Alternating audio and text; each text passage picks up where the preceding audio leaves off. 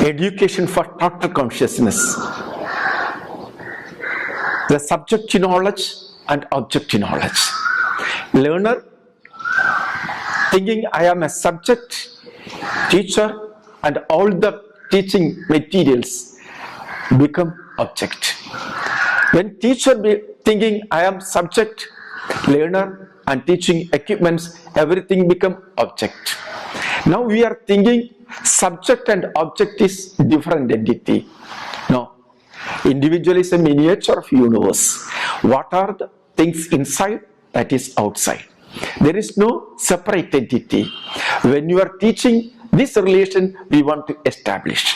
When you can reveal this reality, there is no conflict, there is no unhappiness. We can always maintaining our emotional and intellectual balance. I have been a part of an integral part of Global Energy Parliament right from the inception days. We have gone across the world and have discussed about certain issues pertaining to social systems. This year, we are going to debate on the new educational policy, new educational interventions as envisaged by Swami Isha. We are talking about a paradigm change in the education sector, and when it happens, we are talking about a completely different role for the student and the teacher. Teacher is going to be an enabler, teacher is going to be a facilitator, and it's going to be an activity where children are going to play a pivotal role. The learning and the teaching, both these spheres are going to change in a completely different way.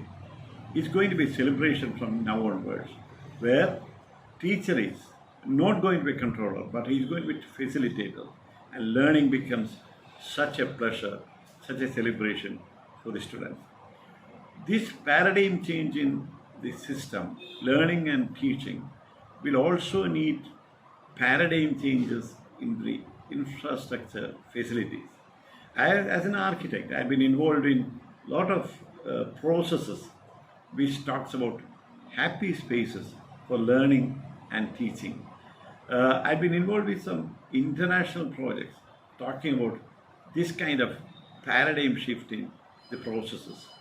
We'll be actually debating on that during this conference, and many of you will have questions to ask me, and I'll be only privileged and happy to be a part of this deliberation.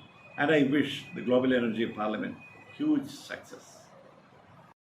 Well, the Club of Rome is a club that is started almost in 1972. At that time, there came a very, very famous book. It was the first report to the Club of Rome, and it was about the limits to growth. Yes. What is the illness of today's industrial countries?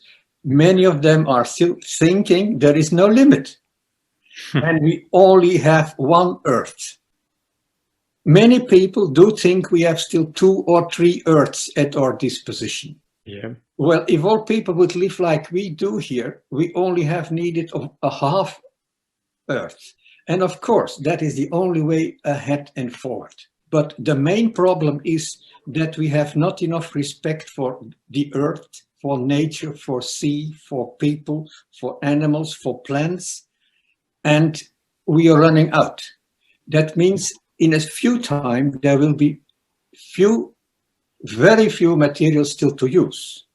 So the new thing is now to develop a circular economy, as so-called. Human beings have to act because of intrinsic values, and that cannot be without more consciousness. My goal in life was, in the beginning already, to try to combine and to connect everything what was also there for thousands of years, things that were collected. But now we came in a society that is very fragmented. Somebody knows a lot of these things, but not of other things. But our life is complicated. So we have to give an answer on the question, how can we improve, in my opinion, the world? What will we tell our offspring? That we were spoiling the earth and they have to clean up the earth? strange ethics. Without biodiversity, all human beings will die soon, because we are all interrelated. Worldview. The worldview is so important because every worldview implies an ethic. How we see the world, this implies that we have a behavior that is following from the ethic. The ethics behind, and that is very crucial, we have to go to a supranational thinking and ethical system, and their education is needed. Why? We see today that many cultures with many different worldviews are collapsing.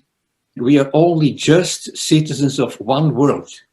For me, education needs to focus on the whole being, the body, mind, heart, and spirit. That comprise who we are, and education in relation to each other, and education in relation to nature, to maybe the whole universe. That because we are interrelated, we are one consciousness.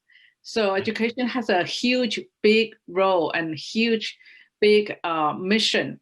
And we cannot reduce it, to a very simple, just mind-based learning for becoming successful in this material world. I think education serves as a means of enculturating our next generations. And we really have to think carefully about the paradigms we're using, the ontologies and epistemologies, and how those frame the ways we have enculturated the generations who are now leading our nations or are coming up, as youth in our nations, and what that enculturation does in terms of how it impacts their ability to perceive themselves as interconnected beings, both with humanity, but also the living world, right? Also, knowledge can be so siloed, and it's so important to look at knowledge in a more holistic way, look at it more broadly, connecting all parts of our body and mind and spirit. And also it's a continuing process. We don't finish our education when we're 18, we continue on and learn and grow, and that's part of it as well. 12 years like this, I got slowly depressed because I never took what is the core of education, which is the human link between the teacher and the students, and what makes a good education. It's something where the emotions are involved, because emotions make you remember what you are living. If there is not something like that, you just need a book and you read the book and it's the same thing, and you stay alone and you don't become a real human. What Erasmus said, you don't born human, you became human. And what helped us to become human, I think there is two things: a good education, we will talk more of course about this, and also the practice and the access of cultural activities, which for me are two things very important. So after my depression, I tried to understand, and I realized that my teachings were just technicals and digitals. So for 3-4 years, I investigate informal education outside the university, with associations, with people working on street, with real humans, and what we call École Nouvelle. Thankful to École Nouvelle, I renew my pedagogy.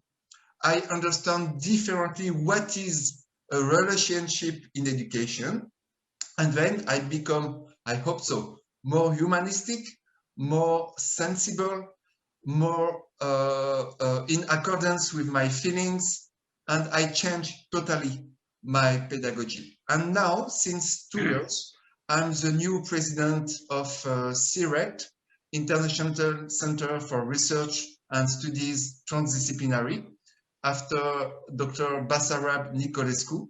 And we are now a huge network worldwide, and we are studying and practicing transdisciplinarity, which is one of the points I would like later to develop to explain this new kind of pedagogy.